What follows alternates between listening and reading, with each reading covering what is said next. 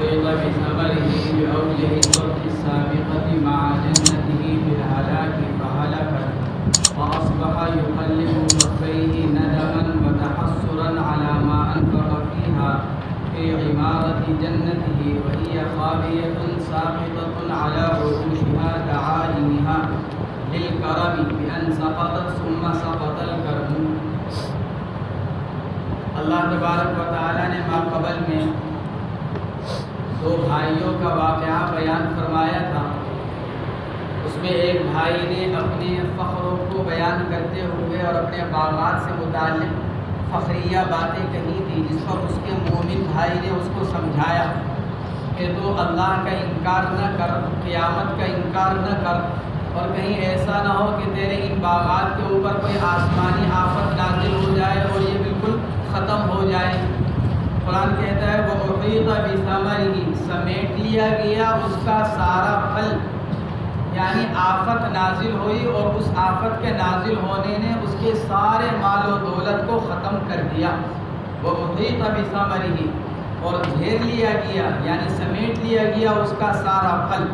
پھل سے مراد، ثمر سے مراد یہاں اس کا سارا مال و دولت، باغات ہوں یا باغات کے علاوہ اس کے مویشی، اس کے مال و دولت، سونا چاندی وغیرہ، نقد وغیرہ، جو کچھ تھا سب کچھ.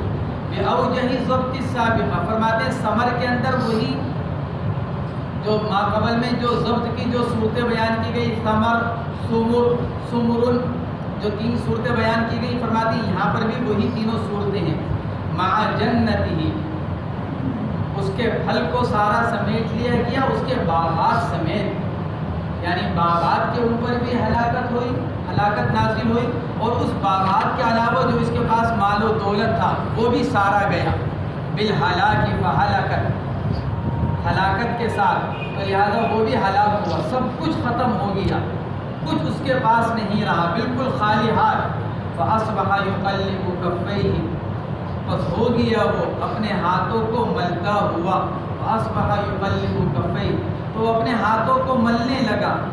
کیوں ملنے لگا؟ ندمن وتحسرا، بطور ندامت، بطور حسرت اور افسوس کے، اور کہنے علی ما انفق فیہا، اس مال پر جو اس نے خرچ کیا تھا اس باغ کے بنانے میں. علی ما انفق فیہا ای فی عمارت جنتہ، اس پر افسوس کرنے لگا جو کچھ اس نے خرچ کیا تھا اس باغ کے بنانے میں. وہی خاویۃ، اور حال یہ ہے کہ وہ گرا ہوا تھا. واو حالیہ، وہی خاویۃ ای ساقطۃ علی عروشها، اور حال یہ ہے کہ وہ باغ گرا ہوا تھا اپنی عروش، عروش جمع ہے عرش کی. عرش کہا جاتا ہے اس لکڑی کے ستون وغیرہ کو کہ جس کے اوپر بیل وغیرہ جو ہوتی ہے اس کو باندھا جاتا ہے تاکہ وہ چڑھتی چلی جائے. جیسے انگور وغیرہ کی بیل ہوتی ہے، جب وہ بڑھنی شروع ہوتی ہے تو پھر اس کے ساتھ ذرا سی ہلکی سی لکڑیاں وغیرہ گاڑ کر اس بیل کو اس کے اوپر لگا دیا جاتا ہے تاکہ وہ بڑھتی چلی جائے. تو عروش جمع عرش کی، فرماتے ہیں دعائم، عروش کے معنی دعائم، دعائم جمع ہے دعامتن کی، لکڑی کا ستون، لکڑی گاڑ دی جاتی ہے تاکہ اس کے ذریعے سے وہ انگور کی بیل وغیرہ جو ہوتی ہے وہ اس کے اوپر چڑھ کر چلتی چلی جائیں. فرماتے ہیں وہ گر گئے، وہ گرے ہوئے تھے اس کے اوپر. بئی طور بأن سقطت، بئی طور کے پہلے وہ گرے، ثم سقط الکرم، پھر جو اس کے انگور کی بیل تھی، اس کے درخت تھے، وہ ان کے اوپر گرے. وَيَقُولُ يَا لَيْتَنِي، یا لِتَنبِيهِ لَيْتَنِي لَمْ أُشْرِكْ بِرَبِّي أَحَدًا، اور کہنے لگا ہائے میری کم بختی، یا لیتنی، ہائے میری کم بختی، نہ شریک کیا ہوتا میں اپنے رب کے ساتھ کسی کو. یہ بطور حسرت اور افسوس کے، یعنی دنیاوی نقصان پر افسوس کرتے ہوئے کہنے لگا. جو دنیاوی نقصان اس کا ہوا اس پر حسرت اور افسوس کے طور پر کہنے لگا، بطور توبہ کے نہیں. یا لیتنی لم اشرک بربی احدا، بطور توبہ کے نہیں کہہ رہا ہے بلکہ بطور صرف دنیاوی نقصان کے افسوس پر. یا لیتنی لم اشرک بربی احدا، اس لیے کہ اگر بطور توبہ کے کہتا تو قرآن آگے یہ نہ کہتا وَلَمْ يَكُنْ لَهُ فِئَةٌ يَنْصُرُونَهُ مِنْ دُونِ اللَّهِ وَمَا كَانَ مُنْتَصِرًا. اس لیے کہ ایمان لانے کے بعد تو اللہ کی مدد بھی ساتھ ہو جاتی ہے اور ایمان والے بھی مدد کرنے لگتے ہیں. تو اس لیے یہاں جو اس نے کہا وَيَقُولُ يَا لَيْتَنِي لَمْ أُشْرِكْ بِرَبِّي أَحَدًا، یہ صرف دنیاوی نقصان پر حسرت اور افسوس کرنے کے لیے. وَلَمْ تَقُلْ لَهُ بِالتَّاءِ وَالْيَاءِ، فرماتے ہیں تقل تا کے ساتھ یا یکن یا کے ساتھ، دونوں طرح اس کو پڑھا گیا، دونوں طرح اس کی قراءتیں ہیں. وَلَمْ يَقُلْ لَهُ یا وَلَمْ تَقُلْ لَهُ فِئَةٌ ای جماعۃ، اور اس کی کوئی ایسی جماعت نہیں تھی يَنْصُرُونَهُ مِن دُونِ اللَّهِ، جو اس کی مدد کر سکتی اللہ کے علاوہ، یعنی اس سے اس عذاب کو دور کر سکتے. يَنْصُرُونَهُ ای يَدْفَعُونَ عَنِ اللَّهِ، جو اللہ کی طرف سے آنے والے عذاب کو اس سے دفع کر سکتے.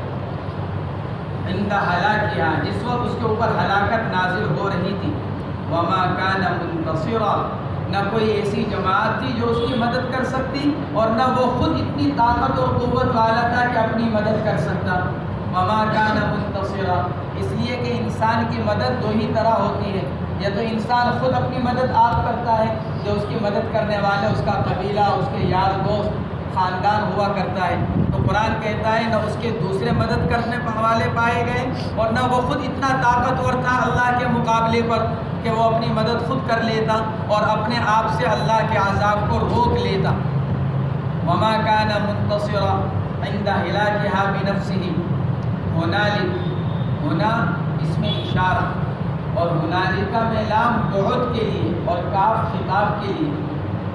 لام بعد کے لیے آتا ہے، اس لیے صاحب جلالین نے ہنالک کی تفسیر کی ہے یوم القیامہ، کیونکہ قیامت کے دن دور ہے دنیاوی اعتبار سے. تو ہنالک یوم القیامہ، اس دن، وہاں، یعنی اس دن قیامت کے دن. الولایت للہ الحق، اگر ولایت واو کے فتحے کے ساتھ ہے تو پھر معنی مدد کے ہوں گے، اور اگر ولایت واو کے کسرے کے ساتھ ہے تو پھر ملک، ملکیت، سلطنت، بادشاہت، کہ وہاں ساری مدد یا ساری بادشاہت للہ الحق، اللہ ہی کے لیے ہوگی. حق اگر اس کو رفع کے ساتھ پڑھا جائے، بالرفع صفت الولایہ، اگر اس کو حق کو رفع کے ساتھ پڑھا جائے تو پھر یہ صفت ہوگی کس کی؟ مصنف فرماتے ہیں کہ پھر یہ صفت ہوگی الولایۃ الحق، حق صفت ہوگی ولایت کی.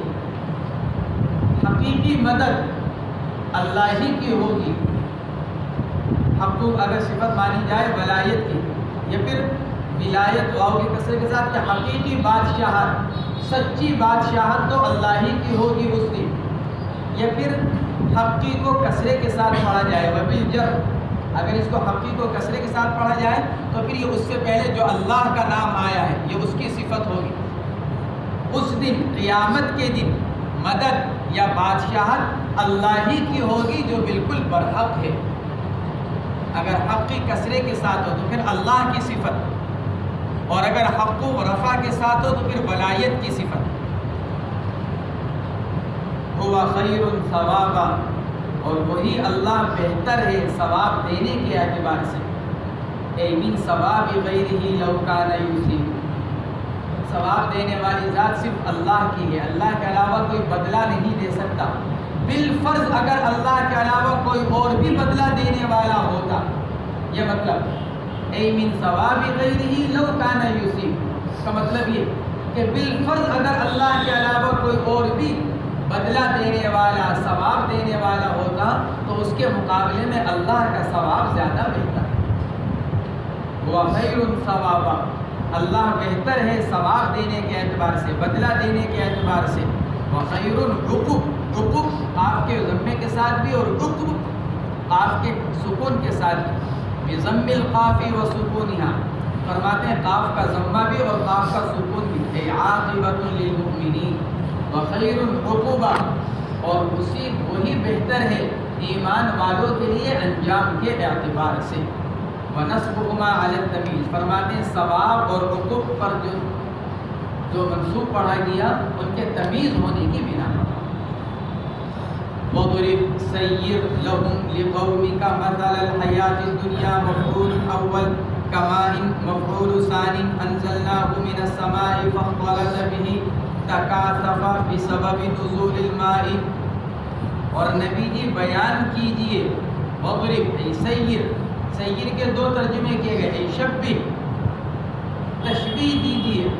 اوپر پچھلی آیات میں دنیا کی ناپائیداری کو ایک شخصی مثال سے بیان کیا گیا، وَاضْرِبْ لَهُم مَثَلَ الرَّجُلَيْنِ جَعَلْنَا لِأَحَدِهِمَا، وہاں شخصی اور جزئی مثال سے بیان کیا گیا کہ دنیا ناپائیدار ہے، دنیا کی کوئی حقیقت نہیں ہے، وہ ہمیشہ رہنے والی چیز نہیں ہے۔ یہاں سے وَاضْرِبْ لَهُم مَثَلَ الْحَيَاةِ الدُّنْيَا، اس آیت شریفہ میں دنیا کی ناپائیداری کو ایک کلی چیز کے ذریعے سے بیان کیا جا رہا ہے، عمومی چیز کے ذریعے سے۔ پانی ایک عمومی چیز ہے، پچھلی آیتوں میں ایک جزئی مثال کے ذریعے سے، اور یہاں ایک عمومی اور کلی مثال کے ذریعے سے دنیا کی ناپائیداری کو بیان فرما رہے ہیں۔ تو وضرب ای سیر، تو سیر کے ایک معنی کیے گئے ای شبہ، اگر شبہ اس کے معنی لیے جائیں، مصنف فرماتے ہیں مثل الحیات الدنیا مفعول اول، اور ما ان انزلناہ من السماء، یہ جملہ مل کر مفعول ثانی، اور کاف جو ہے یہ زائدہ ہوگا، کمائن میں کاف زائدہ قرار پائے گا اگر یہ ترتیب لی جائے جو مصنف نے بیان کی، اور سیر کے معنی شبہ کے لیے جائیں، تشبیہ بیان کیجئے اس دنیاوی زندگی کی، اس کے ساتھ پانی کے ساتھ۔ اور اگر سیر کے معنی اذکر کے لیے جائیں، وضرب ای اذکر، وضرب کے معنی اذکر کے اگر لیے جائیں تو پھر اس صورت میں اوپر کا جملہ مشبہ، مثال الحیات الدنیا یہ مشبہ، اور کمائن انزلناہ من السماء یہ مشبہ بھی، اور کاف جو درمیان میں وہ تشبیہ کے لیے ہوگا۔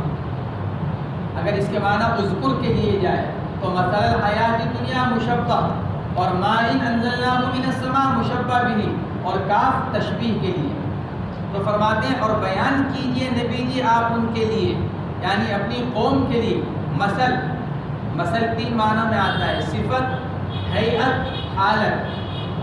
مثل کے تین معنی آتے ہیں، صفت، ہیئت اور حالت، یعنی دنیاوی زندگی کی صفت یا دنیاوی زندگی کی حالت یا دنیاوی زندگی کی ہیئت کو بیان کیجئے، اس کے ساتھ کماء انزلناہ من السماء، اس پانی کے ساتھ جس کو ہم نے اتارا آسمان سے، فاختلط بہ نبات الارض، اور پھر رل مل جاتی ہے اس کے ذریعے سے زمین کی کھیتی، فاختلط بہ نبات الارض، پھر رل مل جاتی ہے اس سے زمین کی کھیتی۔ کیا مطلب؟ ای تکاثف، فاختلط کی ایک تفسیر کر رہے ہیں، تکاثف، تکاثف کے معنی آتے ہیں گنجان ہو جانا، موٹا ہو جانا۔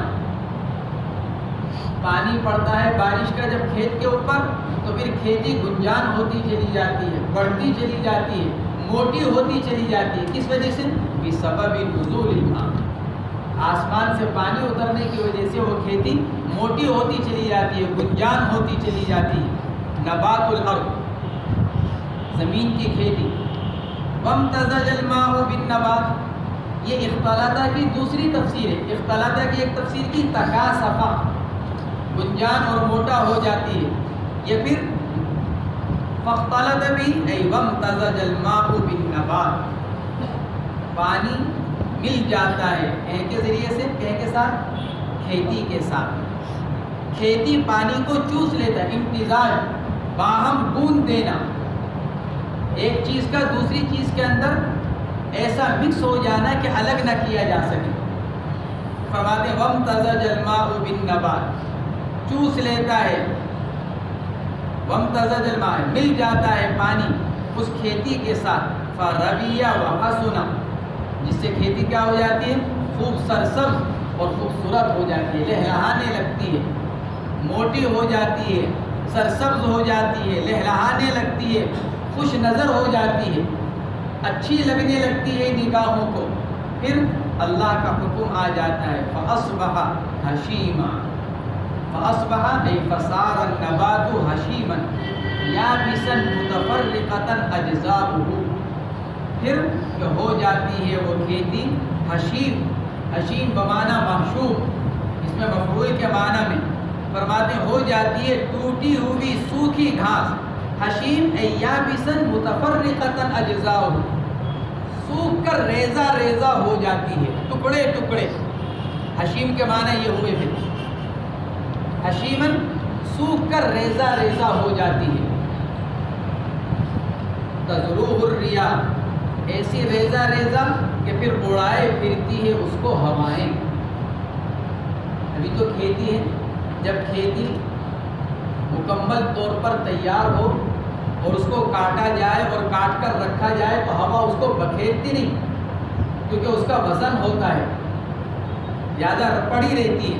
لیکن جب سوکھ گئی، لوگ اس کے اوپر چلے پھرے، ٹکڑے ٹکڑے ہو گئے تو وہ ذرات کی شکل میں ہو گئی. اب جیسے ہی ذرا سی ہوا چلتی ہے ساری گرد اڑتی ہے. تذروہ الریاح، اڑائے پھرتی ہے اس کو ہوائیں. تذروہ تثیرہ وتفرقہ، تثیرہ اسی کی تفسیر کی، تفرقہ یہ عطف تفسیر ہے. الریاح فتذهب به، ہوائیں اس کو لے کر بکھیر دیتی ہیں. فرماتے ہیں معنی کیا ہے؟ المعنی یا تو شبہ الدنیا، شبہ امر کا صیغہ، تو اس صورت میں ضمیر لوٹ رہی ہے حضور پاک علیہ الصلوۃ والسلام کی طرف، یا پھر شبہ فعل ماضی کا صیغہ. والمعنی شبہ الدنیا بنبات حسن، شبہ فعل ماضی، تو اس صورت میں فاعل ہوگا اللہ تبارک و تعالی، ضمیر لوٹ رہی ہے اللہ کی طرف. یا تو شبہ الدنیا بنبات حسن، نبی جی تشبیہ بیان کیجئے دنیا کی خوبصورت کھیتی کے ساتھ جو سوکھ جاتی ہے اور ٹوٹ جاتی ہے، پھر ہوا اس کو بکھیر دیتی ہے. یا پھر شبہ الدنیا بنبات حسن، اللہ تشبیہ بیان کرتا ہے دنیا کی، تو شبہ فعل ماضی تو فاعل اس کا اللہ، یا پھر شبہ امر کا صیغہ اور ضمیر لوٹ رہی ہے اللہ کے نبی علیہ الصلوۃ والسلام کی طرف. بنبات حسن، بہترین خوبصورت کھیتی کے ساتھ دنیا کی تشبیہ بیان کیجیے خوبصورت بھلی کھیتی کے ساتھ جو سوکھ جاتی ہے اور پھر ٹکڑے ٹکڑے ہو جاتی ہے. ففرقت الریاح، اور پھر بکھیر دیتی ہے اس کو ہوائیں. وفی قراءۃ الریح، یعنی مفرد کا صیغہ، ایک قراءت میں ریاح جمع کا صیغہ اور ایک قراءت میں ریح مفرد کا صیغہ. وکان اللہ علی کل شیء مقتدرا، اور اللہ تو ہر چیز پر مکمل قدرت رکھنے والا ہے. مقتدر کا ترجمہ مصنف نے کیا قادر، لیکن بہتر یہ ہے ایک کامل القدرہ. مقتدر کے معنی آتے ہیں کامل القدرت کے، اور اللہ تو ہر چیز پر کامل قدرت رکھنے والے ہیں. قادرن علی وجہ الکمال، مقتدر کے معنی یہی ہے، قادرن علی وجہ الکمال، اللہ تو مکمل طور پر قدرت رکھنے والے ہیں.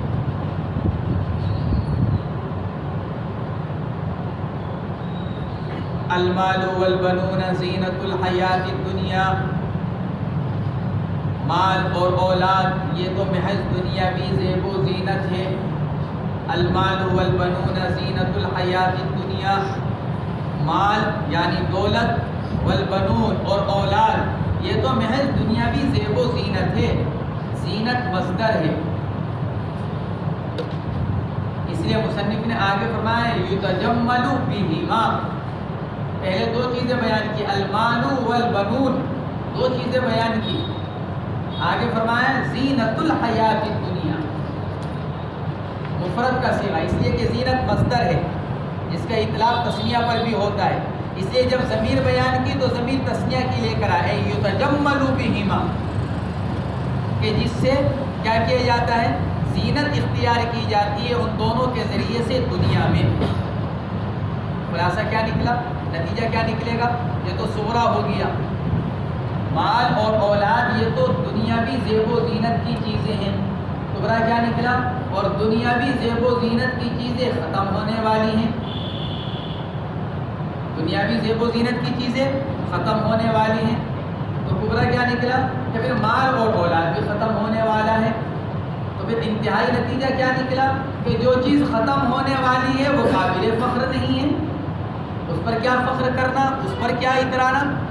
جو چیز دنیاوی ہیں اور دنیاوی ہونے کے اعتبار سے وہ ختم ہونے والی ہیں، پائیداری نہیں ہے ان کے اندر، تو پھر ان کے اوپر کیا اترانا. مال و دولت کی کثرت پر، اولاد کی کثرت پر، کیا اس کے اوپر اترانا؟ یہ مطلب المال والبنون زینت الحیات الدنیا یتجمل بہما فیہا، یعنی ان سے تو صرف زینت اختیار کی جاتی ہے دنیا کے اندر، لیکن عن قریب وہ ختم ہو جائیں گے۔ ہاں والباقیات الصالحات خیر عند ربک ثواب وخیر عملا، ہاں باقی رہنے والے تو نیک اعمال ہیں۔ والباقیات الصالحات، مال اور اولاد ختم ہونے والی چیزیں ہیں، اور باقی رہنے والی چیزیں نیک اعمال۔ والباقیات الصالحات، باقی رہنے والی چیز تو نیک اعمال ہیں۔ اب یہ باقیات الصالحات کیا ہے؟ ایک حدیث پاک کے اندر آتا ہے، اللہ کے نبی علیہ الصلوۃ نے ارشاد فرمایا کہ باقیات صالحات کثرت سے حاصل کرو۔ صحابہ کرام نے عرض کیا یا رسول اللہ باقیات الصالحات کیا ہیں؟ آپ نے سبحان اللہ، الحمدللہ، لا الہ الا اللہ، اللہ اکبر۔ ایک روایت کے اندر آپ نے یہ ارشاد فرمایا ہے، نعمان بن بشیر رضی اللہ تعالیٰ عنہ کی روایت۔ بعض روایت کے اندر ہے کہ آپ نے اس کے اوپر اضافہ کیا، لا حول ولا قوت الا باللہ۔ چنانچہ مصنف فرماتے ہیں ہی سبحان اللہ والحمدللہ ولا الہ الا اللہ واللہ اکبر وزاد بعضهم ولا حول ولا قوت الا باللہ۔ بعض روایتوں کے اندر ولا حول ولا قوت الا باللہ کی زیادتی ہے۔ یہ کلمات بہت اونچے ہیں۔ جب معراج کے موقع پر اللہ کے نبی علیہ السلام کی سیدنا حضرت ابراہیم علیہ نبینا علیہ السلام سے ملاقات ہوئی، حضرت ابراہیم نے ہمارے اور تمہارے لیے کیا کہا، کیا ارشاد فرمایا؟ ہمارے نبی صلی اللہ علیہ وسلم کے واسطے سے ہم کو کیا پیغام پہنچایا حضرت ابراہیم علیہ السلام نے؟ کیونکہ ہماری اصل اللہ کے نبی علیہ السلام کی جو اصل ہے وہ کیا ہے؟ حضرت ابراہیم علیہ السلام، آپ ان کی نسل سے ہیں، گویا کہ دادا ہیں حضرت ابراہیم علیہ السلام۔ تو انہوں نے امت کو کیا پیغام پہنچایا؟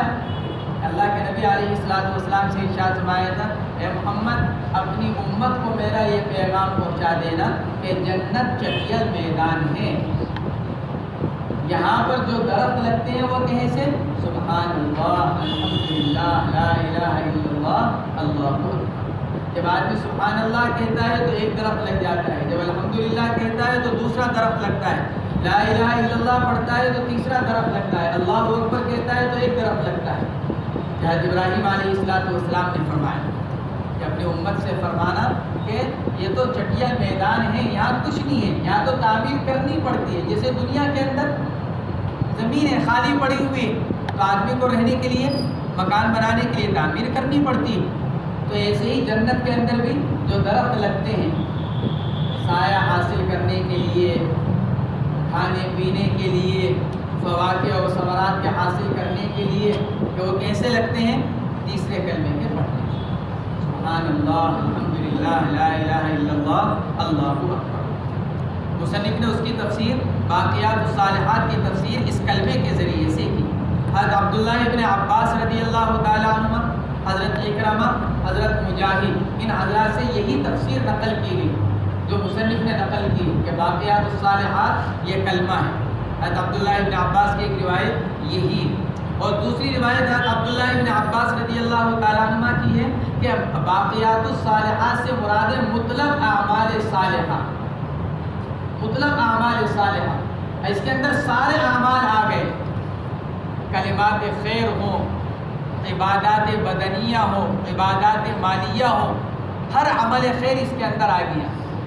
امام قرطبی رحمہ اللہ نے اسی قول کو راجح قرار دیا کہ باقیات الصالحات سے مراد مطلق اعمال صالحہ۔ حضرت سعید بن جبیر، حضرت ابراہیم نخعی وغیرہ حضرات فرماتے ہیں باقیات الصالحات سے مراد 5 وقتہ نمازیں، فجر، ظہر، عصر، مغرب، عشاء، 5 وقتہ نمازیں، یہ ہیں اس سے مراد، باقیات الصالحات سے مراد۔ اور حضرت حسن بصری رحمہ اللہ فرمایا کرتے تھے کہ باقیات الصالحات سے مراد ہے انسان کی نیت اور ارادہ، اس لیے کہ تمام اعمال صالحہ کی قبولیت کا مدار انسان کی نیت پر، پہلے انسان کی نیت پائی جائے گی پھر عمل پایا جائے گا، یعنی عمل کی قبولیت۔ اس لیے باقیات الصالحات، باقی رہنے والی چیز کیا ہے؟ انسان کی نیت، کیونکہ اسی کی نیت کی وجہ سے، بھلی نیت کی وجہ سے نیک عمل باقی رہے گی۔ تو والباقیات الصالحات، اور بعض روایتوں کے اندر آتا ہے، بعض علماء نے لکھا ہے کہ باقیات الصالحات سے مراد ہیں لڑکیاں، انسان کی لڑکیاں، بچیاں، اور اس کی تائید ایک حدیث پاک سے بھی ہوتی ہے۔ حضور پاک علیہ السلام نے ارشاد فرمایا کہ ایک آدمی کا انتقال ہو گیا، گناہگار تھا، تو فرشتے اس کو کھینچ کر جہنم میں لے جانے لگے۔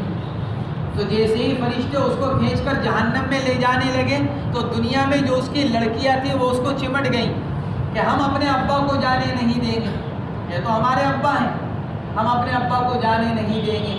تو اللہ تبارک و تعالی نے اس کی بیٹیوں کی منت سماجت کرنے کی وجہ سے اس کو جہنم کے عذاب سے بچا دیا۔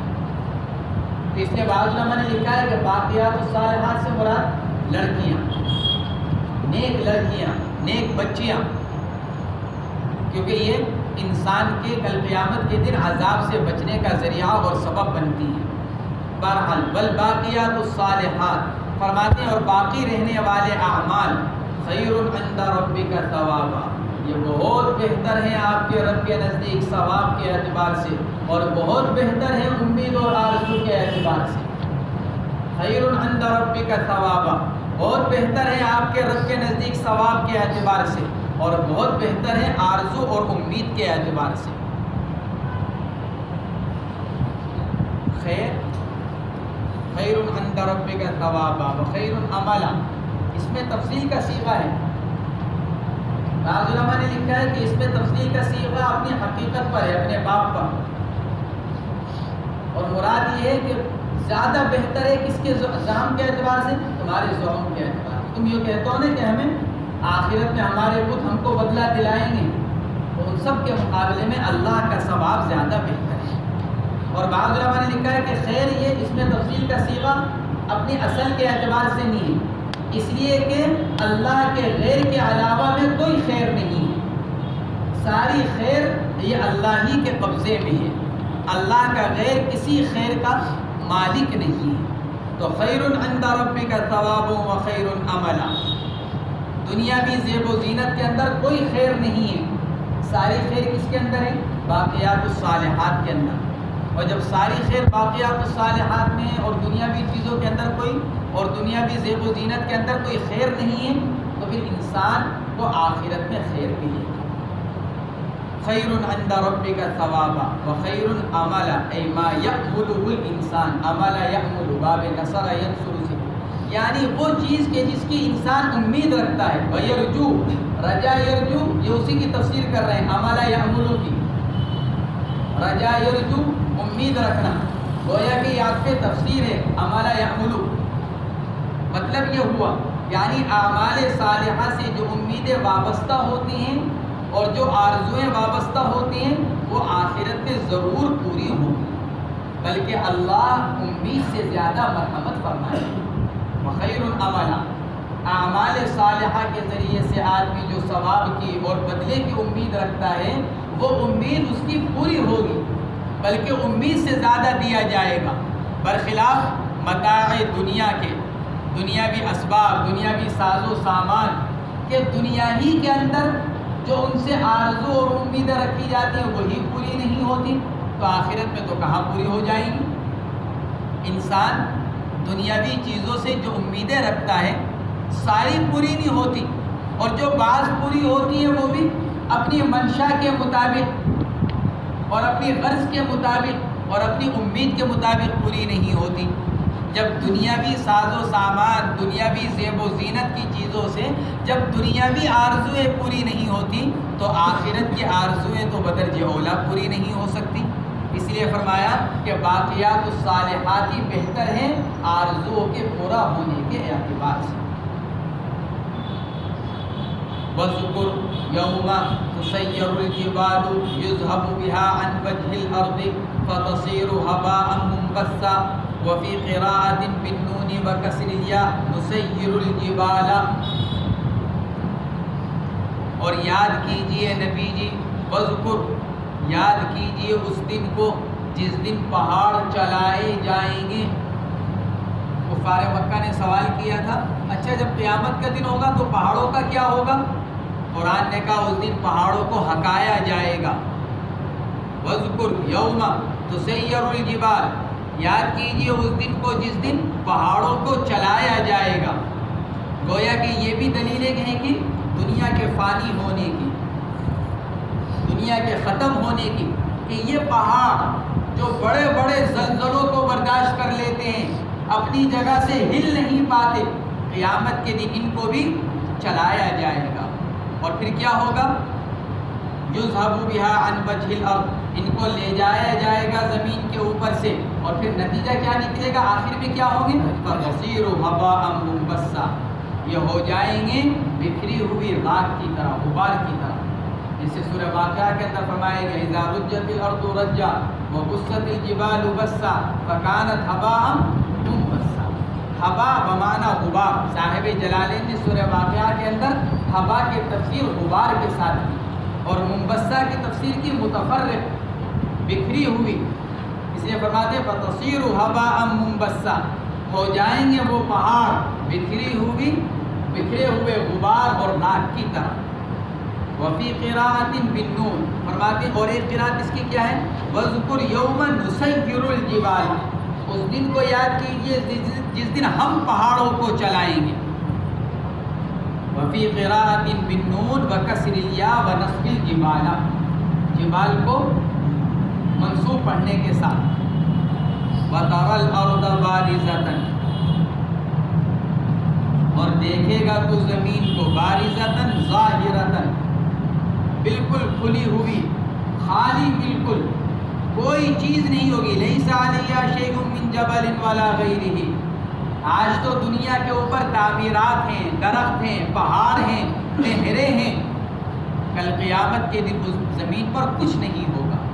لیس علیہا شیء من جبل، کوئی پہاڑ وغیرہ نہیں ہوگا، ولا من غیرہ، غیر سے مراد درخت، نہر، تعمیر، بنا، کچھ نہیں ہوگا۔ کیوں؟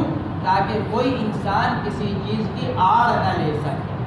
زمین بالکل ہموار، قاعا صفصفا، لا ترى فيها عوجا ولا امتا، قرآن خود بیان کرتا ہے کہ زمین بالکل ہموار، سپاٹ، نہ کوئی اس کے اوپر تعمیر ہوگی، نہ اس کے اندر کوئی گھڑا ہوگا۔ لا عوج فيها، لا ترى فيها عوجا ولا امتا، نہ اس کے اندر کوئی گھڑا ہوگا کہ آدمی اس میں اتر جائے، کوئی نہر نہیں ہوگی، کوئی ندی نہیں ہوگی کہ آدمی اس میں اتر جائے، اور نہ اس کے اندر کوئی ابھار ہوگا کہ جس کے پیچھے آدمی چھپ جائے، بالکل چٹیل میدان۔ اسی کو قرآن کہتا ہے لیس علیہا شیء من جبل ولا غیرہ۔ مصنف فرماتے ہیں کہ اس زمین کے اوپر اس دن نہ کوئی پہاڑ ہوگا اور نہ پہاڑ کے علاوہ کوئی اور چیز۔ وحشرناہم المؤمنین والکافرین فلم نغادر نترک منہم احدا، اور جمع کریں گے ہم لوگوں کو، حشرناہم ای الکافرین والمؤمنین، سب ماننے والے نہ ماننے والے سارے انسان جمع کریں گے ہم ان انسانوں کو۔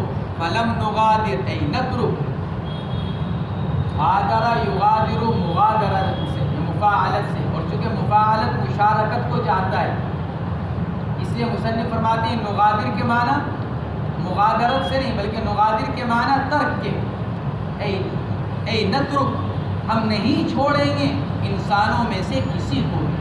ہر انسان، سیدنا حضرت آدم علیہ نبینا علیہ الصلوۃ والسلام جو اس دنیا کے پہلے انسان ہیں، ان سے لے کر آپ سے لے کر قیامت تک آنے والے آخری انسان، سب کو ہم جمع کریں گے، کسی ایک کو بھی نہیں چھوڑیں گے۔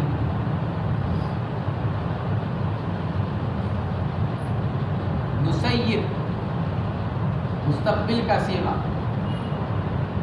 تارا، مصنف نے آگے کہا حشرناہم، جس دن پہاڑ چلائے جائیں گے، اور آگے فرما رہے وحشرناہم، حشر ماضی کا صیغہ، ماضی دلالت کرتا ہے گزرے ہوئے زمانے پر، تو اس کا مطلب یہ نکل رہا ہے کہ جس دن پہاڑ چلائے جائیں گے انسان اس سے پہلے دوبارہ زندہ کر دیے جائیں گے۔ وحشرناہم، اور جس دن پہاڑ چلائے جائیں گے، اور حال یہ ہے کہ ہم انسانوں کو دوبارہ اٹھا چکے ہوں گے، جمع کر چکے ہوں گے۔ یہ اس سے اشارہ ہے اس بات کی طرف کہ جس دن قیامت میں پہاڑ چلائے جائیں گے، پہاڑوں کو روئی کے گالوں کی طرح اڑایا جائے گا اور ان کی راکھ بنا کر ان کو اڑا دیا جائے گا، اس دن انسان کیا ہو رہے ہوں گے؟ موجود ہوں گے اور وہ پہاڑوں کا یہ حال دیکھ رہے ہوں گے۔ سوال یہ پیدا ہوتا ہے پھر انسان ہوں گے کہاں؟ جب دنیا کی زمین کا یہ حال ہوگا تو انسان ہوں گے کہاں اس دن؟ اما جان حضرت عائشہ رضی اللہ تعالی عنہ کی روایت ہے، امام مسلم رحمہ اللہ نے روایت کو نقل کیا۔ حضرت عائشہ فرماتی ہیں اللہ کے نبی علیہ السلام نے جب یہ آیت شریفہ پڑھی، میں نے عرض کیا یا رسول اللہ پھر ہم لوگ کہاں ہوں گے، یعنی انسان کہاں ہوں گے؟ آپ نے ارشاد فرمایا عائشہ جو تو نے سوال کیا ہے تیرے علاوہ کسی اور نے یہ سوال نہیں کیا۔ الناس یومئذ علی الصراط، اس دن لوگ کہاں ہوں گے سارے کے سارے؟ پل صراط پر، ادھر سے ادھر لے جایا جا رہا ہوگا، اور پل صراط اس دن جہنم پر ہوگی، گرنے والے جہنم میں گرتے چلے جائیں گے اور جن کا بچانا مقصود ہوگا وہ پار ہوتے چلے جائیں گے۔ تو یہ آپ نے ارشاد فرمایا کہ لوگ اس دن پل صراط پر ہوں گے۔ تو وحشرناہم، جمع کریں گے ہم لوگوں کو۔ میدان محشر کہاں قائم ہوگا؟ ملک شام کی زمین پر۔ میدان محشر جو قائم ہوگا ملک شام کی زمین پر۔ لوگوں میں مشہور ہے کہ میدان عرفہ کو محشر کا میدان بنایا جائے گا، وہ صحیح نہیں۔ صحیح بات یہ ہے کہ محشر کا میدان ملک شام کی زمین۔ بہت سی روایتوں کے اندر اس کی صراحت آئی ہے کہ ملک شام ہی حشر و نشر کی جگہ ہے۔ وَحَشَرْنَاهُمْ أَيْ الْمُؤْمِنِينَ وَالْكَافِرِينَ فَلَمْ نُغَادِرْ مِنْهُمْ أَحَدًا، نہیں چھوڑیں گے ہم انسانوں میں سے کسی ایک کو بھی، سب کو ہم وہاں پر جمع کریں گے۔ اور یہ بھی ہو سکتا ہے کہ حشرہ اگرچہ ماضی کا صیغہ ہے لیکن معنی اس کے مستقبل بھی ہے، اور ہم جمع کریں گے لوگوں کو، یہ بھی اس کے معنی بیان کیے گئے۔ وَعُرِضُوا عَلَىٰ رَبِّكَ صَفًّا، اور جس دن کے پیش کیے جائیں گے لوگ اپنے رب پر۔ وَعُرِضُوا عَلَىٰ رَبِّكَ صَفًّا، جس دن کے پیش کیے جائیں گے اپنے رب کے سامنے صف لگا کر، صف بصف۔ یہ صف لگا کر پیش کرنا کہیں کے لیے ہوگا؟ تعارف کے لیے نہیں، پہچان کے لیے نہیں، کیونکہ اللہ کو سب کی پہچان ہے، کیونکہ اللہ نے پیدا کیا ہے۔ صف بصف لگا کر پیش کیے جائیں گے تاکہ اللہ ان کے درمیان میں فیصلہ کرے۔ اللہ فیصلہ کرنے کے لیے ان کی صف لگا کر ان کو پیش کریں گے۔ وَعُرِضُوا عَلَىٰ رَبِّكَ صَفًّا، صفًّا حال ہے، فرماتے ہیں اے مصطفین کل امت صف، یعنی اس حال میں کہ ان کی صفیں لگی ہوئی ہوں گی۔ گویا کہ مفرد ہے لیکن معنی جمع کے ہیں، اس حال میں کہ ان سب کی صفیں لگی ہوئی ہوں گی۔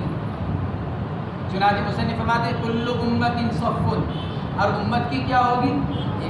ایک حدیث پاک کے اندر فرمایا گیا کل قیامت کے دن 120 صفیں ہوں گی انسانوں کی، سارے انسانوں کی 120 صفیں، ان میں سے 80 صف امت محمدیہ کی ہوں گی، 2/3 صفیں امت محمدیہ کی، اور 1/3 صف ساری امتوں کی۔ کہ کیوں؟ اس لیے کہ بہت سے نبی ایسے گزرے ہیں جن کے ساتھ ایک آدمی ہوں گے، بہت سے نبی ایسے گزرے ہیں جن کے ساتھ چھوٹی سی جماعت ہوگی، تو اس لیے امت محمدیہ تعداد کے اعتبار سے سب سے زیادہ ہوگی۔ اس لیے حدیث پاک کے اندر فرمایا گیا 120 صفوں میں سے 80 صف یعنی 2/3 امت محمدیہ، اور 40 صف یعنی 1/3 بقیہ تمام امت۔ یہ بھی کہا جا سکتا ہے کہ یہ مختلف احوال کی وجہ سے ایک وقت ایسا آئے گا سارے انسانوں کی ایک صف لگا دی جائے گی۔ وَعُرِضُوا عَلَىٰ رَبِّكَ صَفًّا، اگر اس کو مفرد ہی رکھا جائے ایک صف ہوگی، اور بعض وقت ایسا آئے گا کہ پھر مختلف صفیں لگا دی جائیں گی۔ فرماتے ہیں حال اے مصطفین کل امت صف، ہر امت کی ایک صف لگا دی جائے گی۔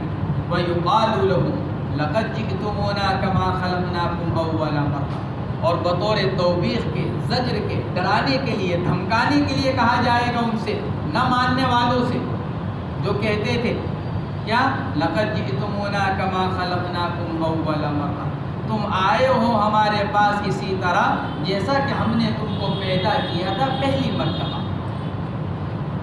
اول مرہ پہلی مرتبہ جس طرح ہم نے تم کو پیدا کیا. تو اول مرہ کا مطلب کیا؟ مصنف فرماتے ہیں اے فرادا، تنہا تنہا. دنیا میں بھی تو اکیلے اکیلے آئے تھے، تو قیامت میں بھی ہمارے پاس کس طرح آؤ گے؟ اکیلے اکیلے. فرادا حفاتن غزاتن عراتن غرلا، یعنی تنہا تنہا، ننگے پاؤں، ننگے بدن، غیر مختون. کیونکہ انسان پیدا ہوتا ہے غیر مختون. دنیا میں آنے کے بعد ختنہ کرائی جاتی ہے. انسان دنیا میں ننگا آتا ہے، پھر کپڑے پہنائے جاتے ہیں. دنیا میں انسان ننگے پاؤں آتا ہے، پھر چلنے کے ساتھ ساتھ چپل پہنائے جاتے ہیں. تو جیسے دنیا میں آئے تھے ویسے ہی کل قیامت کے دن اٹھائے جاؤ گے. اما جان حضرت عائشہ رضی اللہ تعالیٰ عنہ عرض کرنے لگی یا رسول اللہ، ایک دوسرے کو دیکھیں گے ننگے ہونے کی حالت میں؟ جیسے آج نظر اٹھتی ہے ایک دم، جہاں ذرا سا بدن نظر آیا کسی کا تو ایک دم نظر اٹھی. حضرت عائشہ رضی اللہ تعالیٰ عنہ نے عرض کیا یا رسول اللہ، مرد اور عورتیں سب جمع ہوں گے وہاں تو، یعنی پھر ایک دوسرے کو دیکھیں گے؟ آپ نے فرمایا کہ عائشہ نہیں، ہر ایک اپنے اس میں ایسا مشغول ہوگا کہ اس کی نظر بھی نہیں اٹھے گی. مصیبت میں جب آدمی مصیبت میں ہوتا ہے پھر کیسا ہی خوبصورت نظارہ سامنے ہو، کیسا ہی خوبصورت چہرہ سامنے ہو، ماں کا انتقال ہو گیا، بیٹے کا انتقال ہو گیا اور جنازہ سامنے رکھا ہے اور آدمی کی ایک طبیعت بنی ہوئی ہے تو کوئی بھی نظر آ جائے پھر تھوڑی آدمی کی طبیعت پر کوئی چلتی ہے اس کی طرف. آپ نے فرمایا کہ عائشہ کل قیامت کا دن ایسا بولنا مصیبت کا، فکر کا ہوگا کہ کسی کو اس کا خیال نہیں ہوگا کہ میں ننگا ہوں یا یہ ننگا ہے. ننگے ہیں تو دیکھ لیے جائے، کہ کسی کو اس کا خیال بھی نہیں ہوگا. فرماتے ہیں کہ تنہا تنہا، تنہا سے مراد فرادا، اکیلے اکیلے آنے سے مراد ایک معنی تو یہ کہ آدمی کیا ہوگا، جس طرح دنیا میں اکیلا آیا اسی طرح آخرت میں بھی اکیلا آئے گا. اور فرادا کے ایک معنی فرادن عن المال والبنین، آدمی سب کچھ دنیا میں چھوڑ کر خالی ہاتھ جائے گا. کتنا ہی دنیا کے اندر مال و دولت کا مالک ہو، اولاد والا ہو، سب کچھ دنیا میں چھوڑ کر خالی ہاتھ جائے. یہ بھی فرادا کا ایک ترجمہ کیا گیا، اے فرادن عن المال والبنین، سب کچھ دنیا کے اندر. چنانچہ ایسا ہی ہوتا ہے جب آدمی کو قبر میں رکھا جاتا ہے تو خالی ہاتھ، کچھ نہیں. ہاتھ پر گھڑی بندھی ہوئی ہوتی ہے وہ بھی اتار لی جاتی ہے، آنکھوں پر چشمہ لگا ہوا ہے وہ بھی اتار لیا جاتا ہے، بدن پر کپڑے ہیں وہ بھی اتار لیے جاتے ہیں. بالکل خالی، کچھ اس کے ساتھ نہیں جاتا. فرماتے ہیں فرادا کفاتن عراتن، ننگے جائیں گے کل قیامت کے دن، ننگے اٹھائے جائیں گے. بعض روایتوں کے اندر تو آتا ہے کہ مردے کفن میں ایک دوسرے سے ملاقات کریں گے. مصنف نے تو کہا ننگے اٹھائے جائیں گے. بعض روایتوں کے اندر آتا ہے کہ مردے کفن میں ایک دوسرے سے ملاقات کریں گے. تو وہ روایت اس کے منافی نہیں ہے، دوسری روایت کے منافی نہیں، اس لیے کہ جس روایت کے اندر یہ فرمایا گیا کہ مردے کفن میں ملاقات کریں گے اس کا تعلق ہے قبر سے، برزخ سے. اور جس روایت کے اندر فرمایا گیا کہ ننگے اٹھائے جائیں گے اس کا تعلق ہے حشر سے، میدان محشر سے. بعض روایتوں کے اندر آتا ہے کہ یہ فرمایا گیا کہ انسان کو اسی لباس میں اٹھایا جائے گا جس لباس میں اس کو دفن کیا گیا. اس لیے سیدنا عمر فاروق رضی اللہ تعالیٰ عنہ فرمایا کرتے تھے لوگوں اپنے مردوں کو اچھا کفن دو تاکہ کل قیامت کے دن جب آئیں تو اچھے کفن میں آئیں. یہ فرمایا کرتے ہیں عمر فاروق رضی اللہ تعالیٰ عنہ. اچھے سے مراد کیا؟ اچھے سے مراد ہے کہ صاف ستھرا سفید رنگ کا، یعنی کہ بہت اعلیٰ بہت قیمتی، کیونکہ پرانا ہو کر پھٹنا ہی ہے. تو عمر یہ فرماتے تھے. تو اس کا جواب یہ دیا گیا کہ وہ روایت بھی اپنی جگہ صحیح، اگر اس کو صحیح مان لیا جائے، لیکن وہ روایت محمول ہے شہداء کے اوپر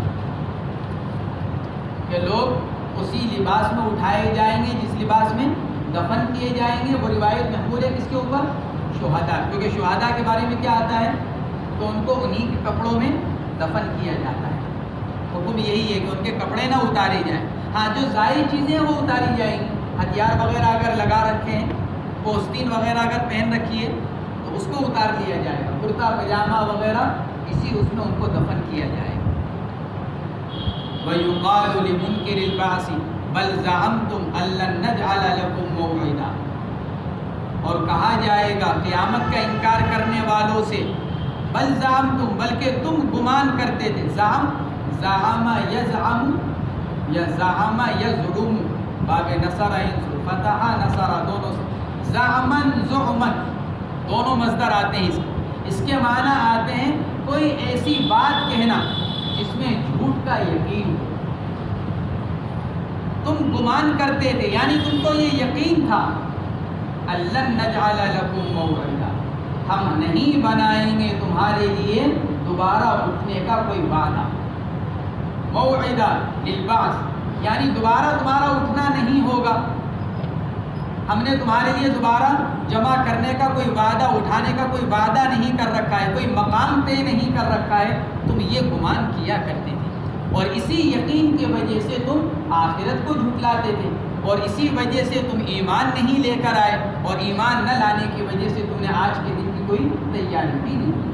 فرماتے ہیں بل زعمتم ان مخففہ من الثقیلہ، یعنی انہو، اصل تو انہو تھا ثقل، پھر اس کو مخفف کر دیا گیا. بل زعمتم ان لن نجعل لکم موعدا، کہ تم یہ گمان کرتے تھے کہ ہرگز نہیں بنائیں گے ہم تمہارے لیے موعدا، ای مکانا تبعثون فیہ، بین سطور میں لکھا ہوا ہے ای بیان ای مکانا تبعثون فیہ، ہم تمہارے لیے کوئی ایسی جگہ نہیں بنائیں گے کہ جس میں تم کو دوبارہ زندہ کیا جائے گا، اٹھایا جائے گا.